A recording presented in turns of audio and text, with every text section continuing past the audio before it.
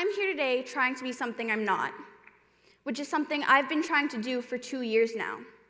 Write a TED Talk, share my ideas, talk in front of such a large group of people. Now, I know a lot of you are probably thinking, she sounds a bit shy, or maybe she probably gets nervous easily. Yeah, all of those things are 100% true, but why? To answer simply, I am an introvert.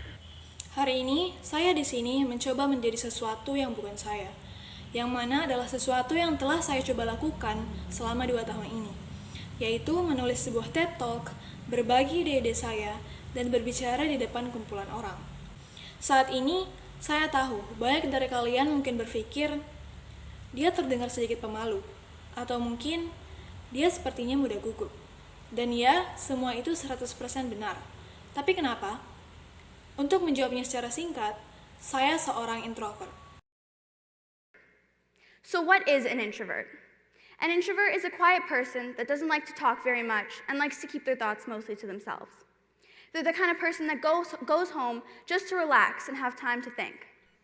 But that's not to say that an outgoing person can't be an introvert. Just as long as they enjoy the quiet time they get to themselves, they're most likely an introvert to a certain extent.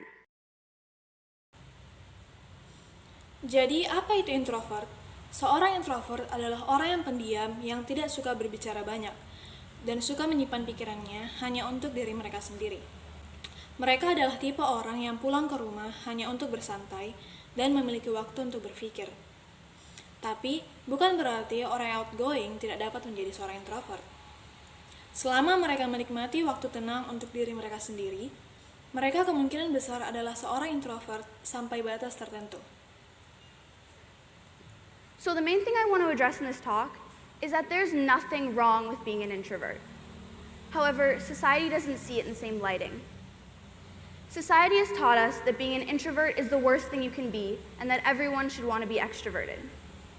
We're told that being outgoing is good and being shy and quiet is bad. We're told in elementary school we have to raise our hands, participate in class, or we lose marks. Jadi, hal utama yang ingin saya bahas dalam pembicaraan ini bahwa tidak ada yang salah dari menjadi seorang introvert. Meskipun demikian, masyarakat melihatnya dengan berbeda. Masyarakat telah mengajarkan kita bahwa menjadi seorang introvert adalah hal terburuk yang kalian bisa, dan bahwa setiap orang harus ingin menjadi seorang ekstrovert. Kita diberitahu bahwa menjadi outgoing itu baik, dan menjadi pemalu dan pendiam itu adalah buruk. Kita diberitahu di sekolah dasar kita untuk harus selalu mengangkat tangan, berpartisipasi di kelas, atau kita akan kehilangan poin. Every year at parent-teacher interviews, my parents would hear the same thing. Your daughter is very shy. She needs to learn to speak up more. I was told to share my voice whenever possible. As an introvert, those are some very hard standards to achieve. This is why I joined the TED Ed Club 2 years ago, to prove to not only myself, but to everyone, that I wasn't shy. I could write a talk just like everyone else is doing it. No big deal. Setiap tahun di wawancara antara orang tua dan guru, orang tua saya akan mendengar hal yang sama. Anak perempuan kalian sangat pemalu, dia perlu berbicara lebih banyak. Saya diberitahu untuk membagikan suara saya kapanpun ada kesempatan. Sebagai seorang introvert, itu adalah beberapa standar yang sangat sulit untuk dicapai. Itulah sebabnya mengapa saya bergabung dengan TED Ed Club 2 tahun yang lalu untuk membuktikan bukan hanya kepada diri saya, melainkan kepada semua orang bahwa saya bukan pemalu. Saya bisa menulis dan berbicara seperti orang lain melakukannya. Bukan masalah besar. Slight problem. I never wrote a talk. I couldn't come up with a topic I was truly passionate about that I felt like I wanted to share with the world. I would show up to every meeting and watch my peers continue to develop their talks, and I would get frustrated with myself. Why could they share their ideas so easily and I couldn't even come up with a topic? Now, looking back, I realize I have passions. I have views on the world, and I have opinions. I just didn't want to share any of them because I'm an introvert. But is there anything wrong with that? Yang menjadi sedikit masalah, saya tidak pernah menulis suatu pembicaraan. Saya tidak terpikirkan sebuah topik yang benar-benar saya sukai, yang merasa ingin saya bagikan dengan dunia. Saya akan datang pada setiap pertemuan dan melihat teman-teman saya terus mengembangkan kemampuan bercakapnya. Dan saya hanya akan frustasi kepada diri sendiri. Mengapa mereka dapat berbagi ide mereka dengan gampang, dan saya bahkan tidak dapat memikirkan sebuah topik. Sekarang, melihat ke belakang, saya sadar, saya mempunyai bakat. Saya mempunyai pandangan terhadap dunia, dan saya mempunyai pendapat. Saya hanya tidak ingin membagikan salah satu dari mereka karena saya seorang introvert. Tapi, apakah ada yang salah dengan itu? Statistics say that 50% of the American population is made up of introverts. So, society is telling 50% of Americans, about 160 million people, that they need to change who they are to be accepted, to be successful, and to be happy. Keep in mind, within this large group of introverts are people such as Elton John, Emma Watson, Michael Jordan, Audrey Hepburn, Albert Einstein, and so many more incredible, inspiring people. Do you think being an introvert has ever stopped any of them from achieving their goals or being happy? No. Data mengatakan bahwa 55% populasi Amerika terdiri dari ekstrovert. Jadi masyarakat berkata kepada 50%, yaitu sekitar 160 juta penduduk Amerika tersebut, bahwa mereka harus mengubah siapa diri mereka untuk dapat diterima, untuk menjadi sukses, dan untuk bahagia. Perlu diingat, dalam kelompok besar introvert ini adalah orang-orang seperti Elton John, Emma Watson, Michael Jordan, Audrey Hepburn, dan Albert Einstein. Dan masih banyak lagi orang hebat dan menginspirasi. Apakah kalian berpikir bahwa menjadi seorang introvert pernah memberhentikan salah satu dari mereka dari meraih tujuannya atau menjadi bahagia? Tidak. A lot of you have probably been told something along the lines of, why be a follower when you can be a leader? But what about every leader needs a follower? Let's look at Mr. Justin Trudeau, Prime Minister of Canada. Do you think he'd be where he is today without the support of the people? Banyak dari kalian mungkin telah diberitahu sesuatu yang sejalan dengan kalimat, mengapa menjadi pengikut ketika kamu bisa menjadi pemimpin? Dan lantas, bagaimana dengan setiap pemimpin membutuhkan pengikut? Mari kita lihat Perdana Menteri Kanada, Justin Trudeau. Apakah kalian berpikir dia akan berada di mana dia hari ini tanpa dukungan rakyat? If everyone was trying to be a leader, no one would truly succeed, as it's the followers that define a true leader. But that's not to say that an introvert can't be a leader. Let's look at Abraham Lincoln, Rosa Parks, and Gandhi.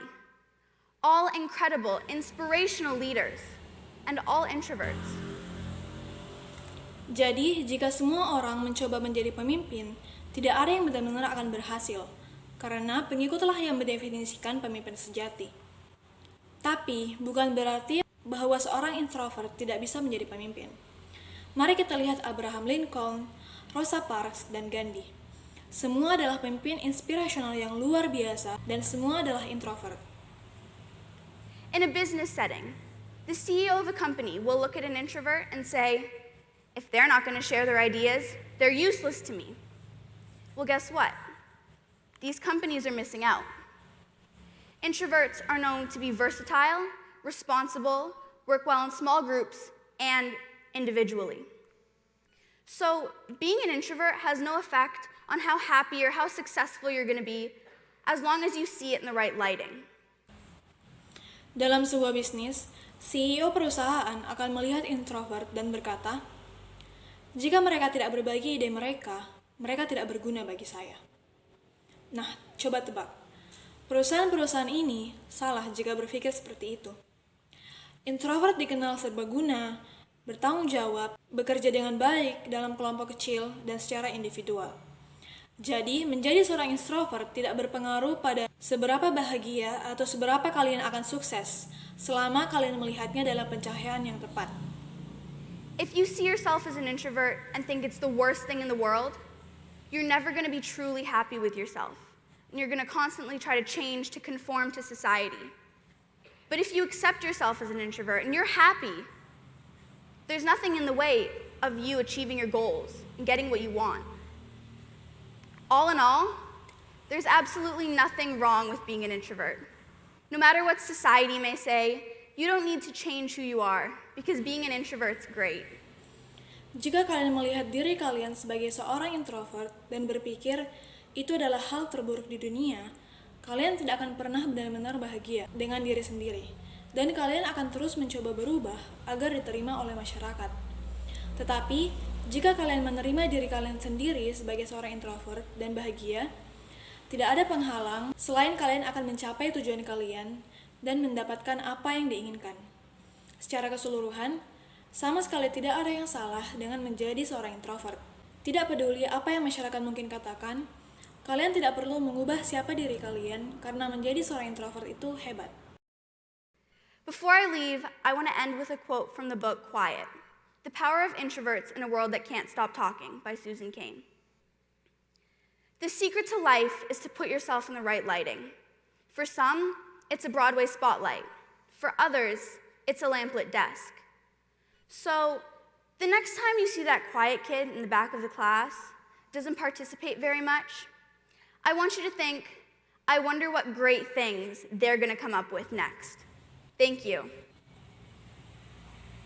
Sebelum saya pergi, saya ingin mengakhiri dengan kutipan dari buku Diam, Kekuatan Introvert di Dunia yang Tidak Dapat Berhenti Berbicara oleh Susan Cain. Rahasia hidup adalah menempatkan diri kalian di bawah pencahayaan yang tepat. Bagi sebagian orang, lampu itu adalah lampu sorot Broadway. Bagi yang lain, lampu itu hanyalah lampu kecil di meja. Jadi, jika lain kali kalian melihat seorang anak pendiam di belakang kelas yang tidak berpartisipasi sangat banyak, saya ingin kalian berpikir, saya penasaran, apa hal-hal hebat yang mereka akan pikirkan selanjutnya. Terima kasih.